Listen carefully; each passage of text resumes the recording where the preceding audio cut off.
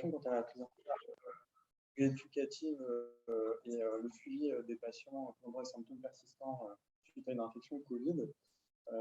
Et dans ce papier, il recommandait aux ARS en fait, de s'appuyer sur les dispositifs d'appui, de coordination des différents territoires de santé afin d'effectuer un suivi de ces patients, essayer de récupérer le maximum d'informations et de les conseiller dans l'orientation, dans la prise en charge.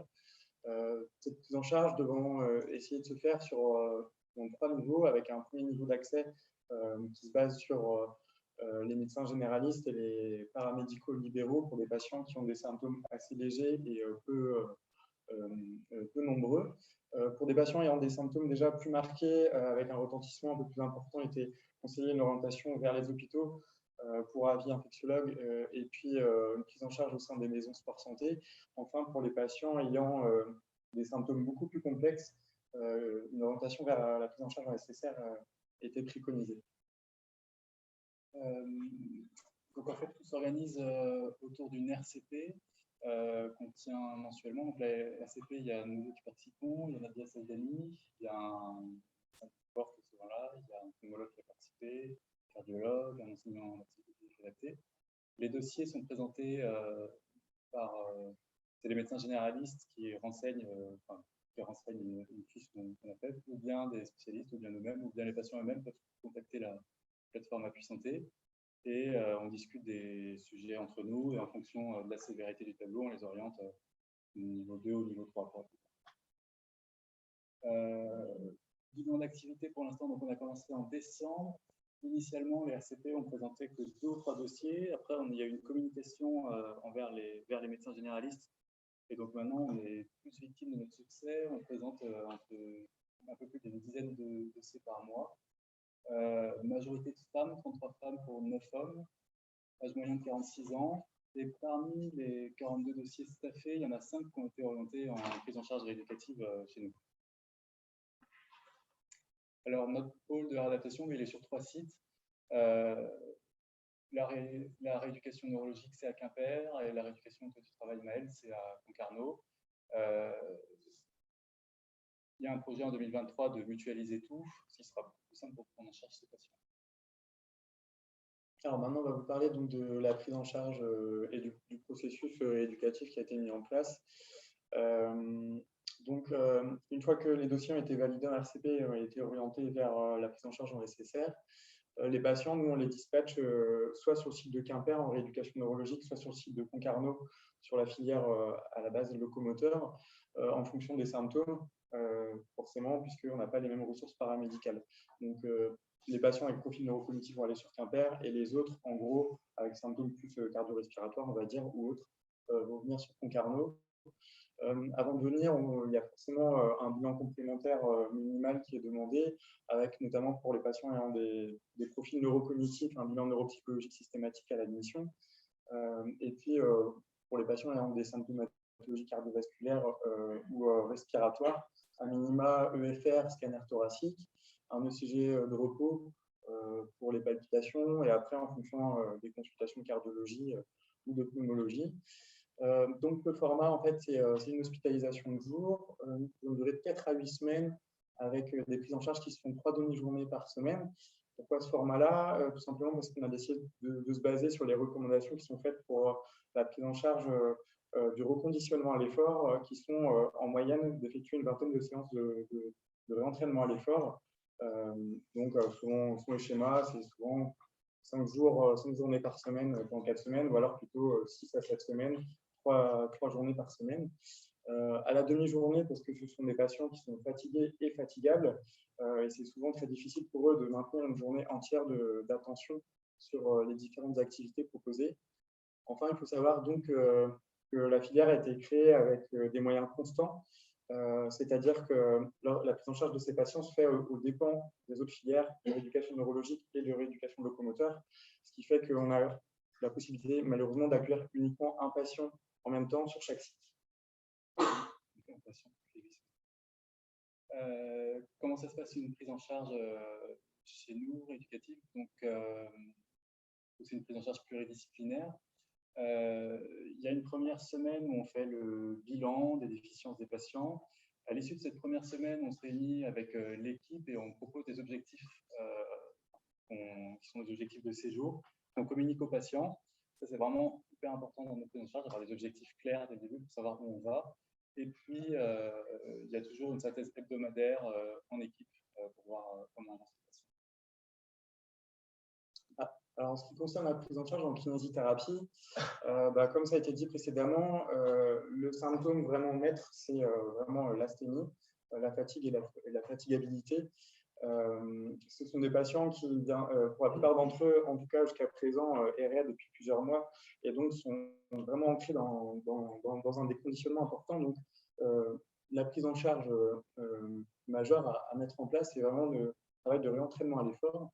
Ce réentraînement à l'effort, en fait, suite au partage d'expériences de différents webinaires, notamment des prises en charge initiées assez précocement sur le CHU de Rennes, on a décidé de se calquer sur ce qu'ils nous ont conseillé, c'est-à-dire de le faire plutôt en fin de demi-journée pour éviter cet effet justement fatigabilité qui impacte potentiellement la réalisation d'autres séances de rééducation.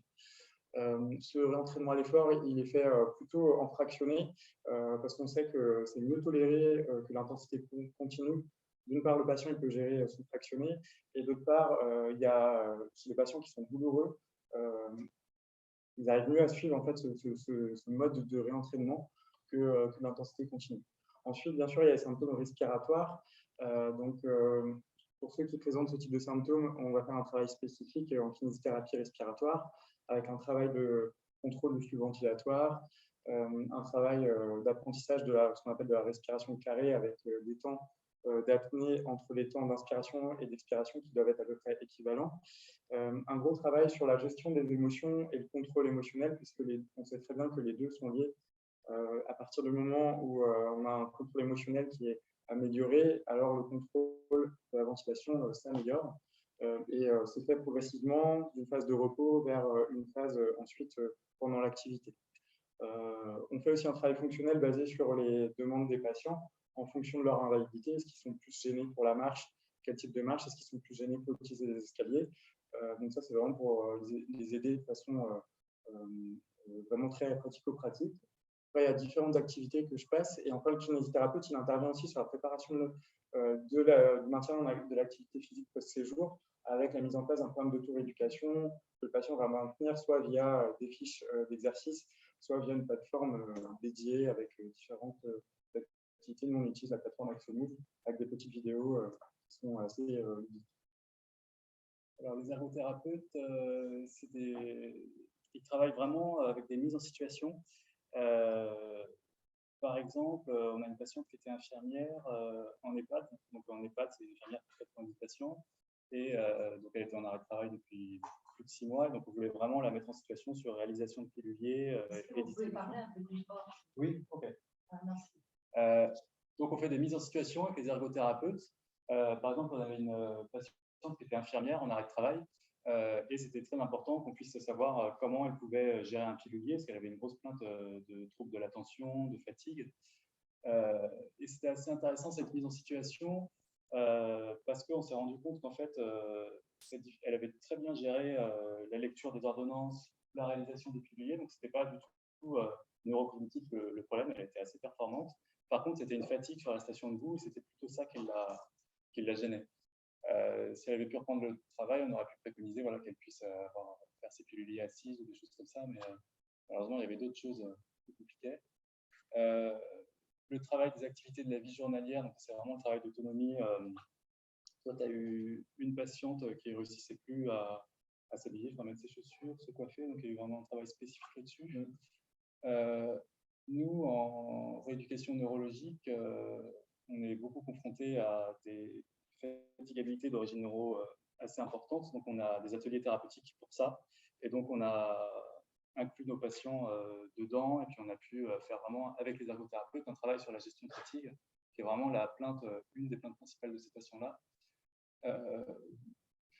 Je passe. Alors, en auto-rééducation, on leur a fait installer sur leur téléphone portable une application qui s'appelle Lumosity, qui est payante. Je ne sais pas, je voulais regarder le prix, là, j'ai oublié, mais qui ne doit pas coûter très cher. En fait, ça permet de faire des exercices un petit peu de remédiation cognitive et puis progresser. Donc les patients, ils ont bien adhéré à ça. Et je pense que ça pourrait être quelque chose qui pourrait être même proposé en consulte. Voilà. Ensuite, on travaille avec des orthophonistes. Alors, les orthophonistes, on les fait vraiment travailler selon le résultat du bilan neuropsychologique. C'est pour ça qu'on a besoin vraiment d'un bilan neuropsychologique. Les patients qu'on a vus et chez qui donc, on a fait des BNP, il faut savoir que les bilans neuropsychologiques étaient plutôt rassurants, ils étaient plutôt performants, alors qu'il y avait une plainte cognitive qui était vraiment majeure. Ce qu'on a pu objectiver quand même, c'est surtout en fait des troubles attentionnels qui étaient légers à modérés. Il n'y a pas eu de troubles attentionnels sévères. Et en fait, c'est vraiment ces difficultés attentionnelles qui sont plus liées vraiment à ce brouillard mental et à cette fatigue qui fait qu'ils peuvent avoir des difficultés en mémoire de travail, puis des difficultés dans les fonctions exécutives, mais c'est vraiment ça le symptôme principal. On n'a pas objectivé de déficit vraiment mnésique chez les patients, à part en mémoire de travail, mais encore une fois, c'est le attentionnel qui compte, ni de difficultés phasiques, alors que c'était des patients qui se plaignaient d'un manque d'humour, ou des choses comme ça, mais on ne l'objectivait pas. Alors, à Concarneau, on a la chance d'avoir un enseignement d'activité physique adaptée, ce qui n'est pas le cas sur Quimper. Donc, lui, il va vraiment s'inscrire en complément du travail fait en kinésithérapie, en travaillant à la fois sur le renforcement musculaire global, il va participer au programme de reconditionnement à l'effort de façon, ce qu'on appelle travail aérobie, donc de travail sur tapis de marche et ergocycle. Et il va proposer des activités peu sportives, mais adaptées de façon un peu ludique, comme ça peut être de la course à pied, ça peut être du badminton, du ping-pong, ça peut être de l'escalade en fonction des envies des patients. L'idée étant de les mettre en situation, leur montrer qu'ils sont capables de faire des choses à condition d'adapter l'effort. Et puis, bien sûr, il participe aussi à l'élaboration du programme d'activité physique à maintenir après le séjour. Et notamment, son rôle, lui, c'est de les aider en fonction de leur origine géographique, enfin, leur secteur géographique d'habitation, de les orienter vers les ressources d'associations de sport adapté ou de sport santé du territoire. On a quand même la chance sur Finistère d'avoir un territoire qui est assez bien loti en association de sport santé. Donc, voilà. Je passe assez vite sur les autres ressources, juste parce que le neuropsychologue, c'est une ressource qui est indispensable, mais nous, on manque de temps neuropsychologique, donc elle peut faire exclusivement des bilans. Elle ne peut pas faire de suivi. Pourtant, c'est vraiment quelque chose qui serait important. Alors après, voilà, psychologue, des ateliers, un des gros enjeux de la prise en charge rééducative, c'est de préparer l'après. Il faut qu'ils puissent maintenir une activité physique à long terme. Donc, on les a orientés tous vers des associations d'activité physique adaptée. Pour certains patients, il y a besoin de poursuivre de la kiné libérale avec des objectifs précis, poursuivre de l'orthophonie pour une patiente, pour un travail attentionnel. L'autorééducation, donc tu parlais tout à l'heure d'Axomove, en effet, c'est un outil qu'on utilise beaucoup. Les patients peuvent faire des vidéos en fait chez eux. Nous, on a un feedback, on peut voir un petit peu combien d'exercices ils ont fait, leur taux de réussite, et en fonction, proposer d'autres exercices un peu plus adaptés. Et puis, il y a le logiciel Lumosity sur le plan cognitif. Et puis après, il y a un gros enjeu, évidemment, de reprise professionnelle, parce que tous les patients qu'on a eus étaient en arrêt ou déscolarisés. Et on a mis scolaire PAI, parce qu'il y a eu une jeune à Concarneau, lycéenne, qui était déscolarisée, donc il y a eu l'écriture d'un projet d'accueil individualisé pour elle. Alors, en ce qui concerne les résultats, en fait, on les a recensés de trois façons différentes. D'abord via les évaluations diverses qui ont été faites à l'entrée et puis à la sortie, via des questionnaires, soit sur les symptômes, soit sur la qualité de vie, notamment le SF12, via aussi les tests physiques, les différents tests physiques qui ont été proposés. On a aussi relevé l'avant-après en ce qui concerne les objectifs fonctionnels. Par exemple, à Concarneau, nous, les ergothérapeutes, utilisent beaucoup l'échelle MCRO, c'est la mesure canadienne du rendement occupationnel. En fait, pour vous donner un exemple, c'est demander aux patients de définir un objectif pour la fin de séjour, savoir où il en est à l'entrée, comment il évalue sa capacité à le faire sur une échelle de 0 à 10. Et ensuite, à la fin du séjour, il la réévalue. Donc, par exemple, on avait un patient qui avait des douleurs articulaire et musculaire assez importante avec des douleurs neuropathiques au niveau des 2 mains. Il était en difficulté, un patient de 56 ans qui était parfaitement autonome jusque-là, qui était en difficulté pour se chausser. Il évaluait ses capacités de chaussage lui-même à 1/10. À la fin de la prise en charge, après 8 semaines, il les évaluait à 6/10. Donc voilà, il y a plein d'autres objectifs qui se mettaient, type être en capacité de faire du bricolage en position basse, être en capacité de porter 10 kg, être en capacité de marcher sur 20 mètres, des objectifs qui restent évaluables, mais qui restent évalués par le patient malgré tout.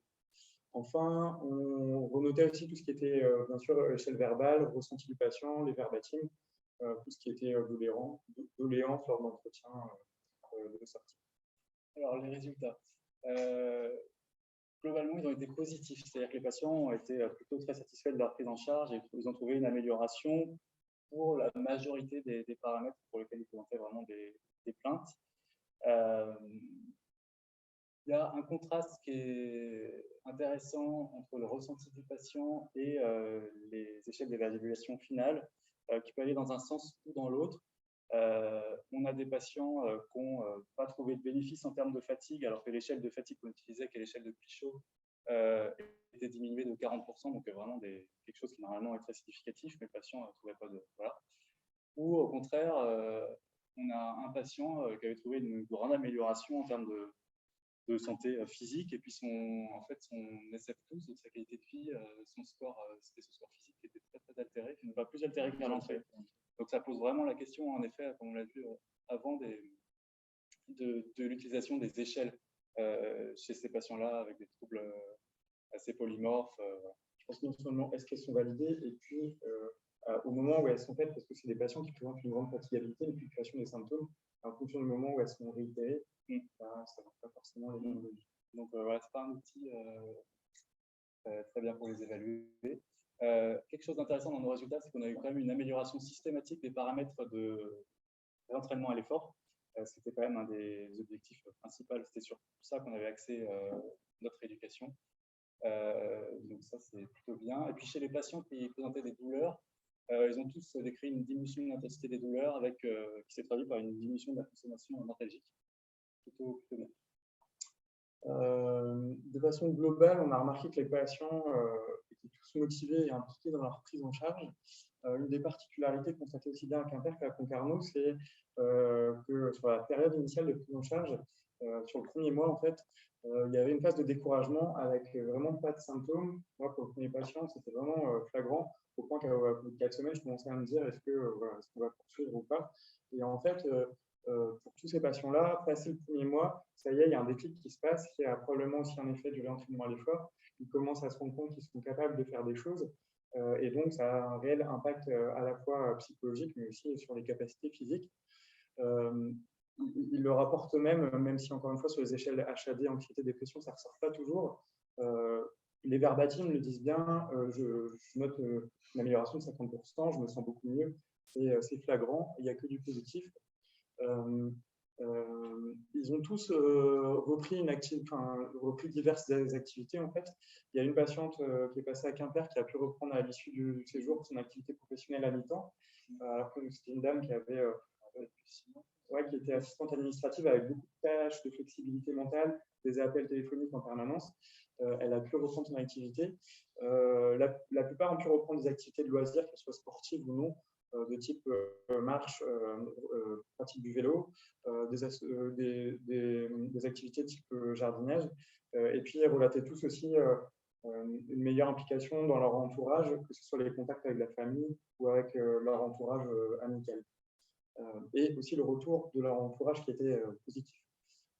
Et ils se sont tous impliqués, ils se sont tous saisis aussi des possibilités de contact et d'association du territoire. Donc, on a quand même noté une réelle implication dans l'envie de pouvoir avoir un support pour maintenir tous ces bénéfices après le séjour.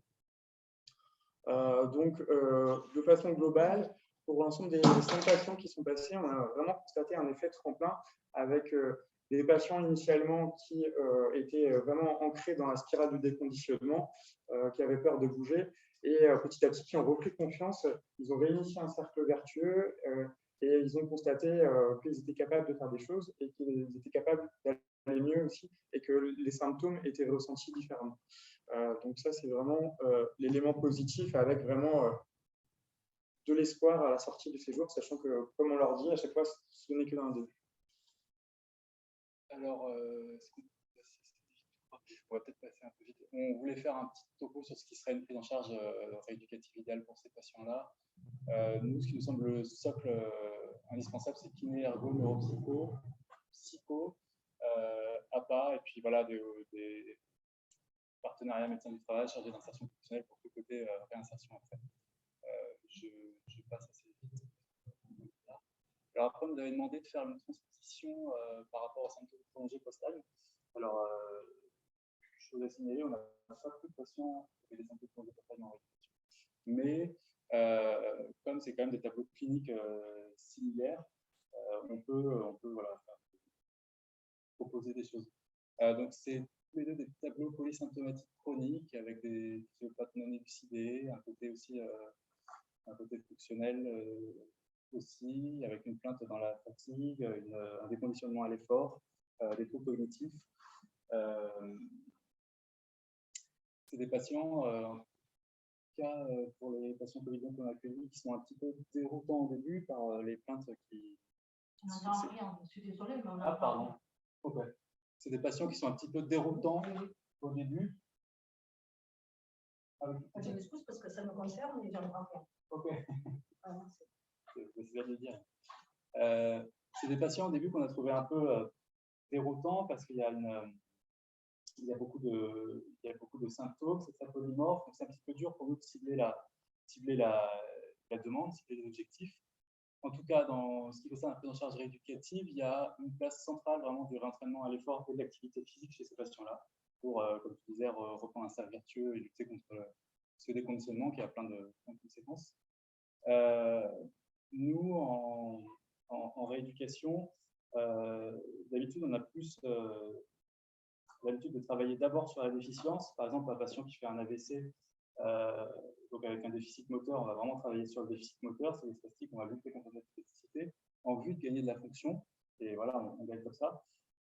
Chez ces patients Covid long, c'est difficile de travailler sur la déficience parce que c'est trop polymorphe, donc on travaille directement sur la fonction. Par contre, on voit qu'en travaillant sur la fonction, on gagne après en déficience. C'est des gens qui sont plus conditionnés à l'effort, qui ont moins de difficultés de concentration. Enfin, voilà. Et puis la difficulté. C'est pas une question, c'est très important. C'est 1 minute parce que l'heure tourne, on va pas pouvoir t'aider, on a conscience que cette diapo-là est très importante. La situation et la démocratie sanitaire ont pu participer. La progression des symptômes prolongés post-Lyme, oui. C'est un gros sujet, très vivant. Et nous, on est là présents aujourd'hui, c'est sur ce sujet. On espère qu'il y aura une conférence ou un temps qu'on pourra partager. On peut être en co-construction avec vous. On remercie d'ailleurs le docteur Saïdani et aussi le Rennes de pouvoir nous donner cette possibilité. C'est juste que c'est très important et je demande toute votre attention. Les conséquences socio-économiques, elles sont gravissimes. Les gens peuvent partir très très loin. J'en ai rencontré, il y en a pas loin d'ici. Il y a beaucoup d'émotions quand je dis ça, principalement concernés. Et donc, on ne peut pas terminer rapidement. Il faudra qu'on en reparle. On est là aujourd'hui pour parler en voulant co-construire, c'est très très important, puisque aujourd'hui, on en parle et vous allez m'en tout. C'est très important, puisque on est en 2020, on l'a vu dans les premières diapos de l'éducation. Je peux vous dire que si on est malade en 2015, on rentrait dans une sacrée boîte de Pandore. Donc, on sera là pour en parler. Merci. Je vais rester jusqu'au bout parce que là, on parle justement des associations de patients comme les activités. Difficulté à définir les objectifs pour ces patients-là, parce que nous, on a un acronyme en rééducation qui est l'acronyme SMART pour les objectifs, qui soient spécifiques, mesurables, atteignables, R, c'est pertinent, relevant, et temporellement défini. Et par le caractère polymorphe des symptômes, c'est difficile d'avoir un objectif spécifique. C'est pareil, on l'a vu avec les échelles d'évaluation qui sont très variables, c'est difficile de les mesurer. Donc, nous, on a cette difficulté-là vraiment dans notre spécialité. Ensuite, l'autre parallélisme qu'on peut faire, c'est vraiment l'importance de la relation patient-soignant. C'est des patients qui ont besoin de légitimer leurs plaintes, qui ont besoin d'avoir un espace d'écoute et de réassurance, ce qui nécessite du temps, un suivi régulier et puis bien sûr une relation à long terme. On a bien sûr aussi besoin de réseaux professionnels qui soient formés et informés, que ce soit en amont dès les médecins généralistes, mais aussi en aval des prises en charge rééducatives avec tout ce qui est paramédicaux et associations. On a besoin d'impliquer, comme dans toutes les pathologies chroniques, les patients dans la prise en charge pour qu'ils soient acteurs de leur santé. Comme vous le disiez, je pense que la plupart d'entre eux souhaitent être acteurs de leur santé. Donc, ça passe via les associations, mais aussi via les patients pères aidants. Et enfin, c'est déjà ce qui a été constaté tout à l'heure dans la précédente présentation, on manque de données evidence-based medicine, notamment sur le versant rééducatif, d'autant plus que sur la base physiopathologique, on ne comprend pas tout. Et donc, on a vraiment besoin de recherche. Donc, tout ça pour conclure qu'à notre échelle, sur la petite expérience qu'on a maintenant locale, on a constaté un bénéfice en termes d'amélioration de la santé des patients pris en charge dans notre pôle de réadaptation du Cornouailles et qui présentaient des symptômes persistants post-Covid. On peut supposer, pour rebondir sur ce que vous aviez dit tout à l'heure, qu'il y a une forte nécessité à les prendre en charge pour limiter les conséquences économiques et les coûts de santé de ces patients, notamment qui parfois errent, et on sait qu'il y a un certain nomadisme médical et parfois du charlatanisme, mais aussi pour justement favoriser une réinsertion socio-professionnelle. Et ça passe par quoi? Ça passe par la création de filières vraiment développées, dédiées, avec des professionnels de santé qui soient formés et impliqués, ainsi qu'un vrai appui des pouvoirs de santé publique.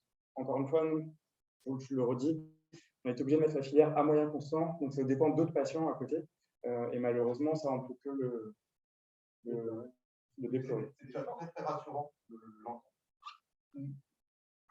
Voilà. Et juste pour les patients, c'est vrai que les patients Covid longs qu'on a accueillis, ils ont vraiment cette demande d'être impliqués dans le processus de réflexion sur la maladie, de rencontrer d'autres patients Covid longs, de communication, parce qu'ils sont en errance médicale, ils sont... Merci.